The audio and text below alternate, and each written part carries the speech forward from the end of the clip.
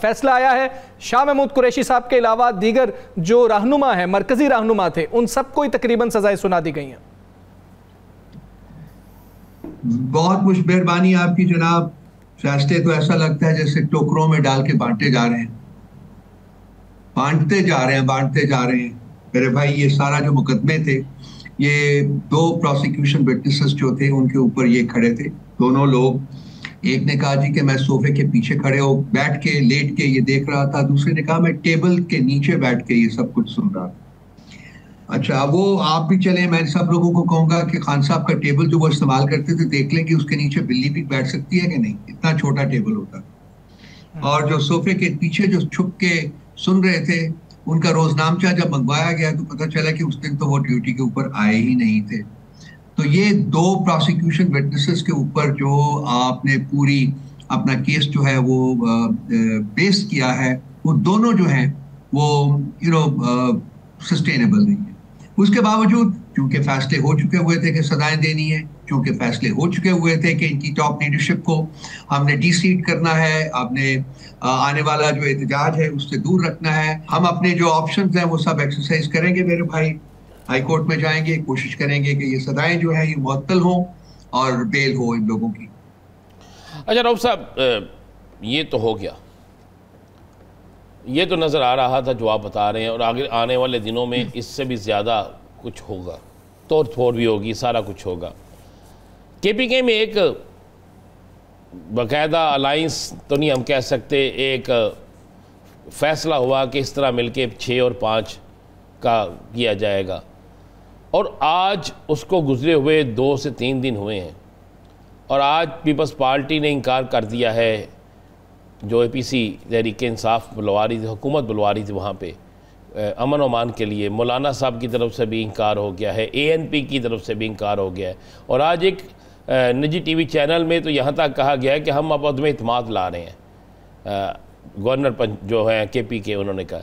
तो क्या अली अमीन गंडापुर साहब को अपने लोगों पर यकीन नहीं था, कप्तान की टीम के खिलाड़ी कमज़ोर थे, या कुछ खदशा था, क्या था कि जो आपने अपने 1, 2 या 3 सीटें जो भी आप समझ लें उसके लिए, या कोई मुआहदा हो चुका था या किसी तरफ से कोई हुक्म आ चुका था?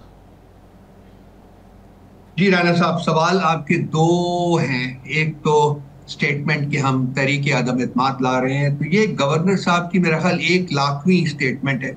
वो मेरा उनको एडवाइस है, बड़ी हम्बल एडवाइस है कि अब वो नारे लगाना छोड़ दें और एक्चुअली तहरीक आदम इत्माद मूव कर लें और देख लें कि उसका क्या असर होता है। नंबर 1 बात सर। नंबर 2 बात, ये पहला मौका नहीं है कि जी हमने सेटलमेंट किया ऑपोजिशन के साथ। आपको याद होगा राणा साहब, पंजाब में भी यही हुआ था। बिल्कुल मुझे। और उस वक्त जो वजह थी वो आज भी वजह थी। आपको पता है कि एक तारीख है सेनेट इलेक्शंस की पाकिस्तान में, जहां के करोड़ा रुपया चलता है, गंद नासूर है जो कि चलता है।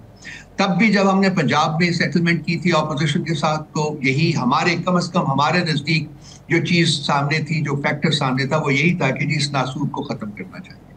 अब केपी में आके भी जब हमने ये काम किया है, पहली दफा नहीं है जैसा कि मैंने अर्ज किया है, तो उस वक्त भी हमारे सामने जो चीज थी वो यही थी कि जी ये पैसा नहीं चलना चाहिए, ये पैसे का कारोबार जो है, ये नासूर जो है, इसको खत्म करना चाहिए।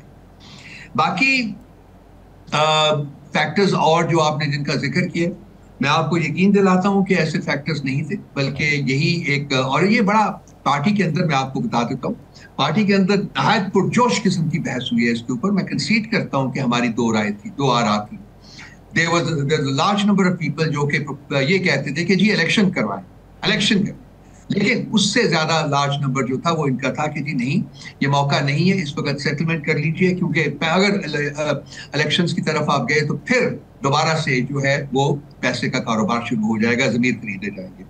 तो बड़ी 4 घंटे हमारी मीटिंग रही। उसके बाद डिवाइडेड हाउस था, उसको वोट पे डाला गया, लेकिन वोट में जो लोग कहते थे कि सेटलमेंट कर लीजिए, उनकी तादाद जो थी वो दूसरों से बहुत ज्यादा नहीं थी, तो इसलिए फैसला हुआ था।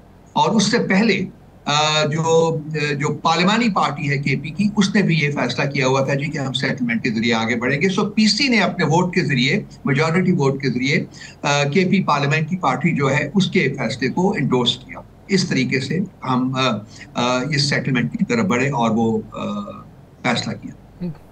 जी साकिब साहब।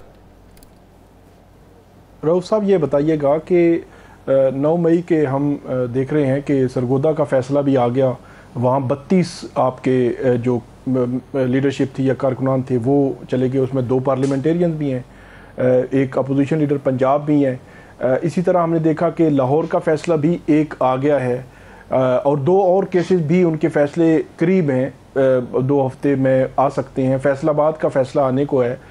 तो इसमें आपकी एक लंबी लिस्ट है जो नेशनल असम्बली, सूबाई असम्बली, प्रोविंशियल असम्बली से भी लोग जो है वो मौजूद हैं, उनको सज़ाएं मुमकिन तौर पर हो सकती हैं। अब वो सज़ाएं ठीक हैं नहीं ठीक, उस पर तो अपीलों में जाकर बात होगी ना, या हम बात करेंगे, तनकीद करेंगे, लेकिन वो सज़ाएं एग्जिस्ट करेंगी।